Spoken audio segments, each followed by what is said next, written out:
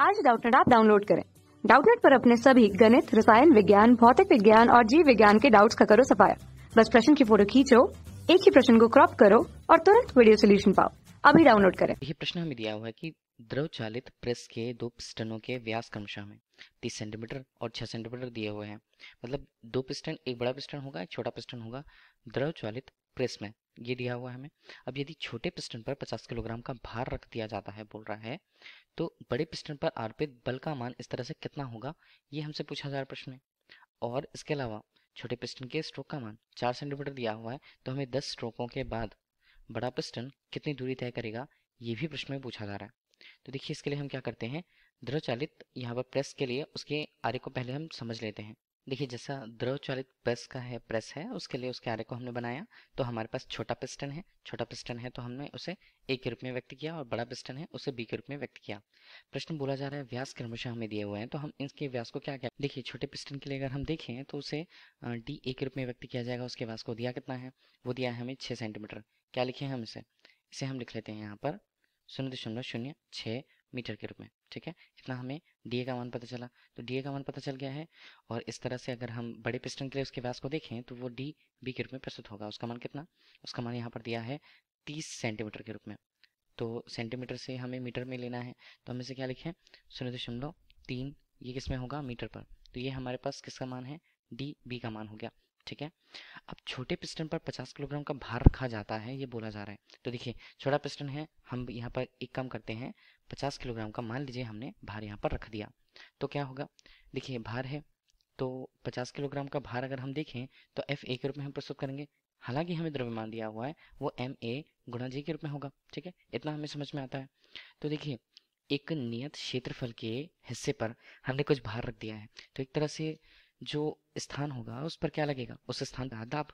तो दाब अगर हमें उस स्थान पर प्राप्त होता है, और इसी दाब का उपयोग हम किस अनुसार, पास्कल के नियम के अनुसार, पास्कल नामक वैज्ञानिक ने कहा कि किसी पास्कल नियम कि किसी द्रव पर अगर हमने किसी एक तल पर दाब को रखा हुआ है, मतलब किसी एक तल पर जो दाब होता है वो उस द्रव में, हम उस तल पे किसी भी बिंदु पर अगर उस दाब के परिमाण को देखें तो दाब का परिमाण उस तल पर बराबर होगा।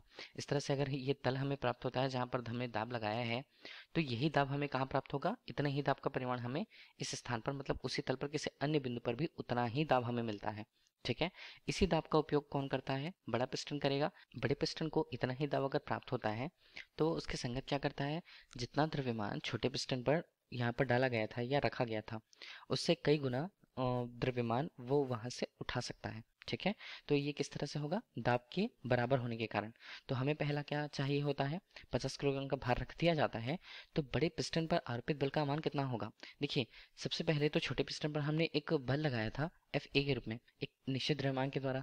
इसी तरह कुछ बल यहाँ भी प्राप्त होगा बी को, तो हमें वो ज्ञात से एफ बी नाम दे दिया। तो देखिए, अगर वो तल हमारे पास मौजूद है, तल को हमने सिर्फ नाम दे दिया एक करके। ठीक है, और ये भी तल होगा 2, तो तल 1 और 2 बराबर हैं, 1 और 2 यहाँ पर बराबर है तल। तब यहाँ पर दोनों तल पर दाब भी बराबर होंगे। दाब को हम लिखें तो क्या होगा, पी एक तल पर और पी बी बिंदु पर भी वो दाब बराबर होगा। दाब को हम कैसे लिखें, दाब को हम लिख पाएंगे एफ ए बटे ए के रूप में। अनुप्रस्थ ए हमें कैपिटल ए क्या बता रहे हैं, अनुप्रस्थ काट क्षेत्रफल को उस स्थान के लिए, और यहाँ पर मान बनता है एफ बी के रूप में, और ये बनता है ए बी के रूप में।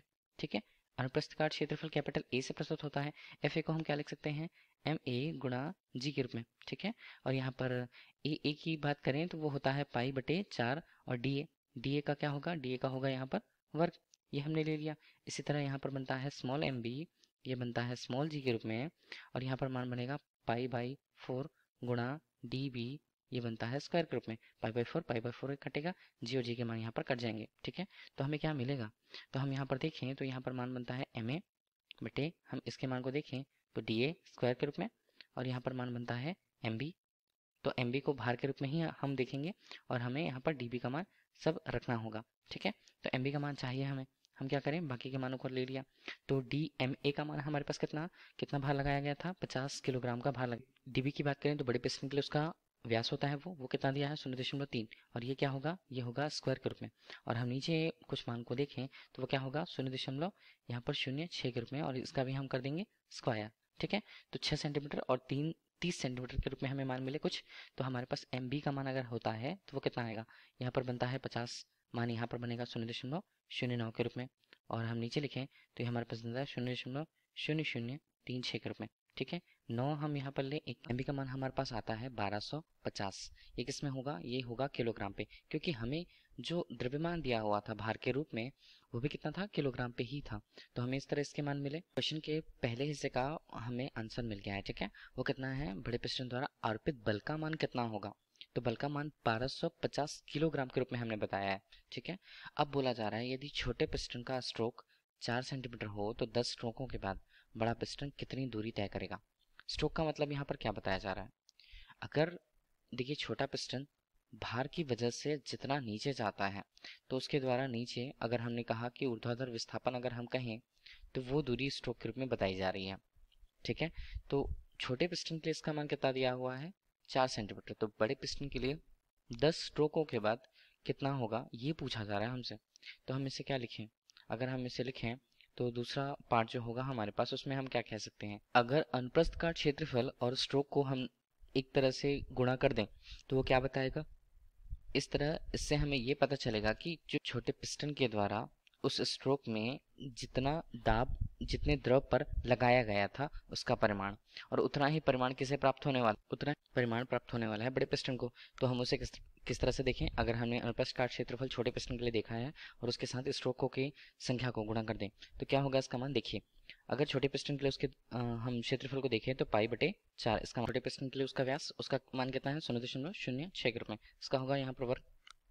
और यहाँ पर कहा गया है कि 4 सेंटीमीटर उसका स्ट्रोक है, तो 4 सेंटीमीटर हमने इसे ले लिया 4, देखिए सीधे हमने सेंटीमीटर के रूप में लिया है, इसे हमने नहीं बदला है क्योंकि हमें मान अभी सेंटीमीटर में ही चाहिए।